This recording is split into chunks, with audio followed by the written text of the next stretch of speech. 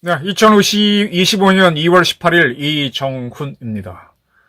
2월 15일 날 광주에서 찬탄 반탄 시위 대결이 있었습니다. 3대1 내지는 그 이상으로 반탄 세력이 훨씬 많았습니다. 윤석열 대통령 지키자는 세력이 기세를 올렸지만 그것뿐. 다시 기류는 윤석열 탄핵으로 흘러가는 것 같습니다. 네. 윤석열의 운이 여기서 다 하는 건지 아니면 또 역전이 있을지 궁금한데 어쨌든 지금의 대선은 다시 윤석열 대통령 불리한 쪽으로 가는 것 같습니다. 이 방송이 나온 날이 19일, 그 다음이 목요일 20일입니다. 20일 윤석열 대통령 탄핵 심판 10차 변론을 그대로 열기로 했습니다. 이날 윤석열 대통령 재판도 있기 때문에 연기해달라 그랬는데 헌재가 받아들이지 않았죠. 그리고 지금 윤 대통령 측이 요구한 증인들을 거의 신문을 다 가는 타이밍이기 때문에 다음 화요일, 다음 목요일쯤이면 변론이 종결될 걸로 보입니다. 늦어도 2월 말이면 끝나죠. 그러면 3월 중순쯤 헌재에서 결정을 할 걸로 보입니다. 즉 윤석열 파면, 윤석열 대통령 복귀 결정이 난다는 겁니다. 증인 몇 명 더 신문하더라도 헌재는 야간 재판까지 해서 심리를 마치겠다라고 의지를 굳히고 있습니다.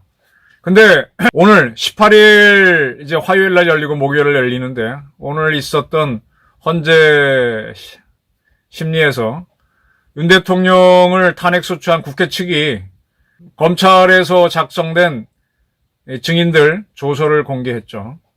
그중에 지금 조지호 경찰청장이 혈액암을 이유로 헌재 심리의 증인으로 안 나오겠다. 다음 20일 재판에도 또 혈액암을 이유로 안 나오겠다라고 이제 사유서를 내놓고 있는데 어쨌든 그가 검찰에서 만든 조서에는 윤석열 대통령이 조 청장한테 청장 국회에 들어가는 국회의원들을 다 잡아 체포해 불법이야 라고 했다라고 쓰여 있습니다. 그리고 조 청장은 대통령이 굉장히 다급하다라고 느꼈다라고 진술했답니다. 거의 이러한 전화를 6차례 윤 대통령한테 받았다. 계엄이 있던 그날 밤. 그리고 여인영 방첩사령관으로부터 이재명, 우원식, 김동연 등 15명 명단을 받았다. 그리고 두 번째 통화에서는 한동훈이 추가됐다라고 진술했다는 겁니다. 또 여인영 씨 진술도 국회 측은 공개했습니다. 여인영 씨는 군인이라서 군검찰에서 조사를 받고 조서를 썼는데 거기에서는 14명을 특정해 체포해야 한다는 것에 대해서는 비상계엄 직후 장관, 이 김용현 국방부 장관으로죠. 또 처음 들은 게 맞다. 대통령이 평소에는 비상조치권을 사용하면 이 사람들에 대해 조치해야 한다는 말을 한 것은 사실이다. 대통령이 평소에 비상조치권, 계엄이라든지 무슨 여러 가지 대통령 권한이 있죠. 그런 거를 사용하면 이 사람들을 초치해야 된다는 말을 한 것은 사실이다. 그렇게 얘기했다고 하고 이런 것들은 홍장원 전 국가정보원 1차장 진술과 거의 일치하죠. 체포 대상자 명단에 명단이 있었고 한동훈이 포함된다. 김동연 판사가 포함된다. 그런 얘기입니다. 그리고 이제 국회 측은 법무부 장관 조서도 공개했어요. 시작도 없고 끝도 없는 국무회의를 했다. 이게 국무회의 심의라고 볼 수 있는지 이론이 있을 수 있다. 네, 12.3 계엄 직전에 있었던 국무위원들 불러 모았죠. 그때 회의가 있었는지 국무회의였는지에 대해서 이렇게 진술했다. 한덕수 총리는 사람이 모였다는 것 말고는 간담회 비슷한 형식이었다. 최상목 부총리 겸 기획재정부 장관은 시작과 종료 자체가 없었다. 지금도 국무회의로 생각하지 않는다라고 검찰에서 진술했다는 겁니다.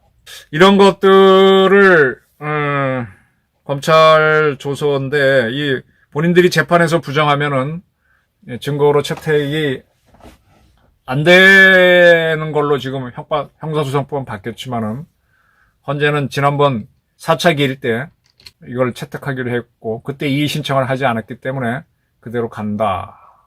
이제 헌재가 심리를 끝낸다는 것, 그 다음에 국회 탄핵 수출하는 국회 측에서 이 검찰과 군검찰에서 주요 인사들의 진술 조서를 공개했습니다. 이렇게 되면은 윤 대통령은 매우 불리해지죠. 지난번 광주에서 꽤 많은 사람들이 모여서 윤 대통령 탄핵하면 안 된다라고 했지만 정작 헌재의 분위기는 다른 쪽이다라는 겁니다. 그리고 다른 자료를 보게 되면은 여인영 씨가 비상대권, 비상조치권을 사용하면 이 사람들에 대한 조치를 해야 한다라고 윤석열 대통령이 이야기했다라고 한 것은 이 체포 대상자 명단의 기호는 윤석열 대통령이라는 뜻이거든요. 뭐 거기에 대해서 김영은 장관이 체포 대상자 명단이 아니고 포고령 위반 우려가 있는 대상자리라고 뭐 돌려서 얘기했지만 그게 통하겠느냐 등등입니다. 그리고 홍장원 씨는 국정원 1차장은 이제 조태용 원장을 콕 집어서 한때는 조태용 원장이 내 롤모델이었는데 뭐 실망했다라고 하면서 CBS라든지 JTBC에 나가서 자기 주장을 하고 있습니다. 이런 것들은 다 윤 대통령한테 상당히 불리한 거죠. 그러면 이러한 것들이 예상치 못한 거냐? 예상한 거죠. 그 계엄령을 선포한다고 할 때 참 그게 애매해요. 계엄군을 국회에 보낼 수 있죠. 또 언론기관에 보낼 수 있죠. 언론기관을 멈추게 하기 위해서 멈추지 않으려고 하면 단전단수할 수 있고. 지금 우리나라 계엄은요. 전두환 때까지는 계엄은 우리의 위기, 우리 내부에서 일어난 소요 폭동을 막기 위한 그런 계엄이었는데 이 60 들어와서 계엄은요.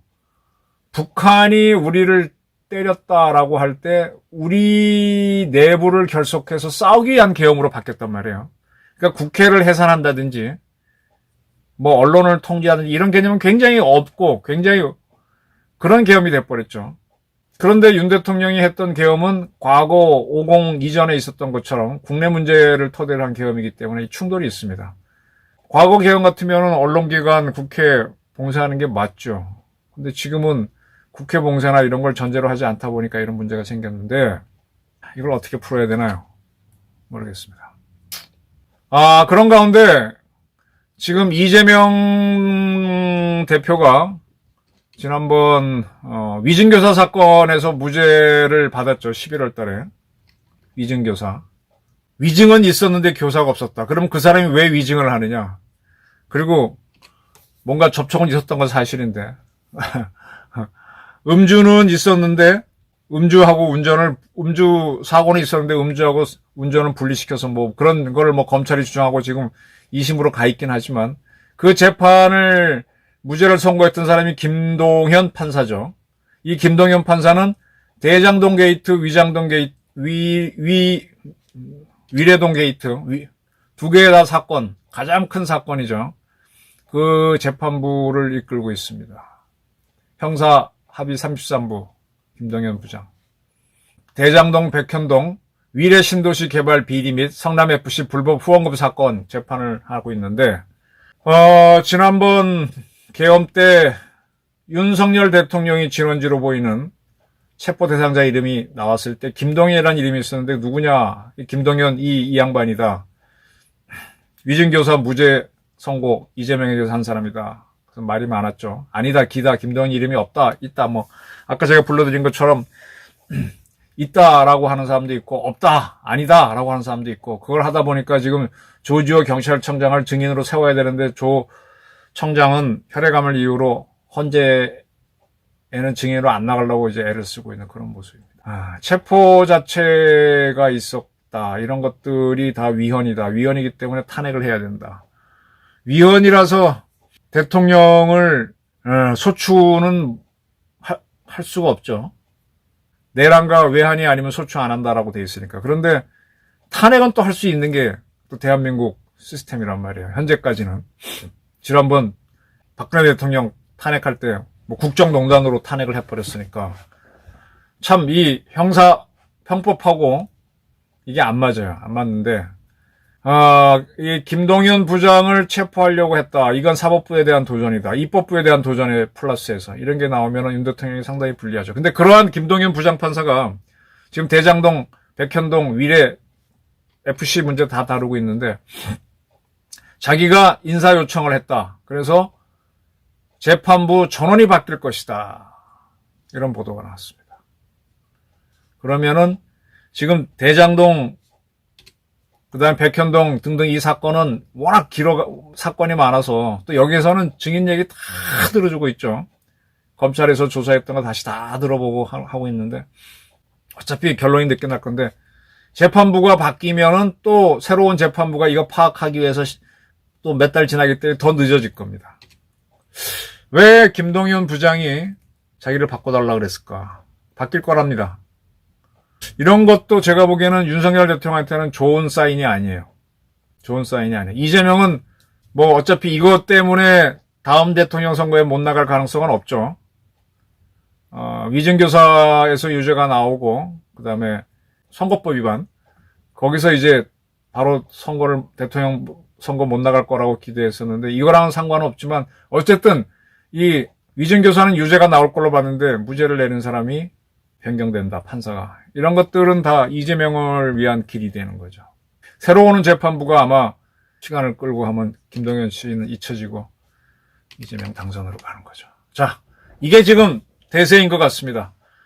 그러면 2월 15일 광주에서 참 보수라고 하는 사람은 절대로 말할 수 없고 들어갈 수 없었던 광주에서 반탄하는 세력이 들어가서 태극기와 성조기를 흔들었는데 그거는 차찬 속에 폭풍 한번 이렇게 물결을 저은 거고 대세는 그냥 간다.